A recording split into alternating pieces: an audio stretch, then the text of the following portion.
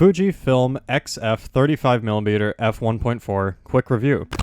I got it along with this Fuji X-T1 for $700 about 2 months ago. So what's bad about this lens? Well, one thing that quickly comes to mind in my experience of the past 2 months is this focus ring. I find mine to be like kind of sandy, like it got something stuck in it. Really inconsistent in terms of how easily it moves. Sometimes it's great, sometimes it's really stiff.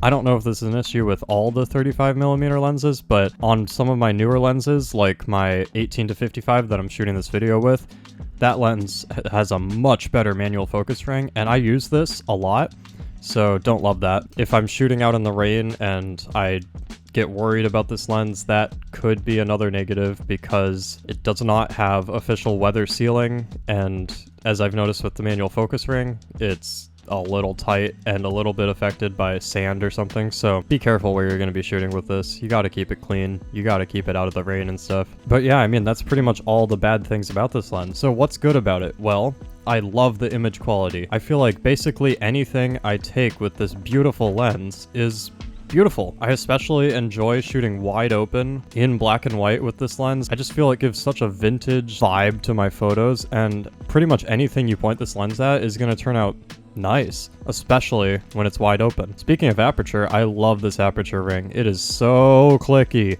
It makes changing your aperture great, even if you're just gonna, you know, leave it wide open. Low light capabilities with f1.4 are awesome. Background blur is beautiful, so creamy, so vintage and unique. This is my most unique lens. I have some vintage lenses, but honestly, this lens is even more unique and beautiful. The images it creates. Image quality is just perfect, by the way. You get a weird characteristic of like it's mostly sharp in the center and then it kind of falls off, which is so cool when your subject is in the center and you just want to focus on the subject and bring the eyes in. It's a great lens. It's kind of hard to nitpick about this lens. There's a reason it has such a legendary reputation. It's a very solid lens for a decent price. Some people will complain about autofocus, especially with video, because it's a little loud and you can feel it clunking when you half press to focus. Like do, you can hear it and feel it searching for focus, but I like that analog experience. This isn't a great video lens, but it works. And for photo, it's really satisfying to boom, and then you feel the clunk. In fact, I can demonstrate that right here. Like, boom.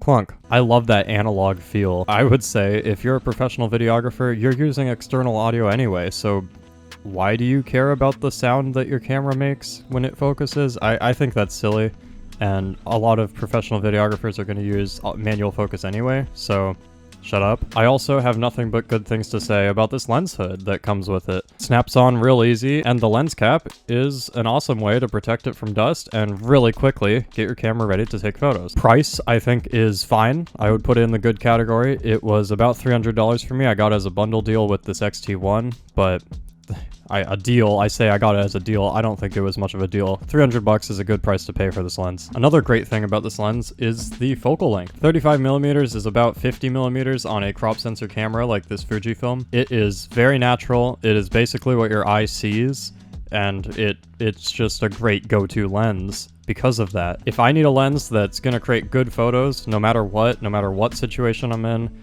I don't know what focal length I want, this lens is going right on the camera. It is a reliable art maker. I would say this lens is for anyone that's looking for just an artful vintage vibe lens that has autofocus and is great in low light, or just someone who wants great background separation with that amazing f1.4 background blur. If you have a Fujifilm camera, this is a must-have lens in my eyes. But yeah, thanks for watching, and I hope you enjoyed my quick review of this lens. I hope it helped you make a decision if you're going to be buying this or not, or if you just found it entertaining, that's cool too.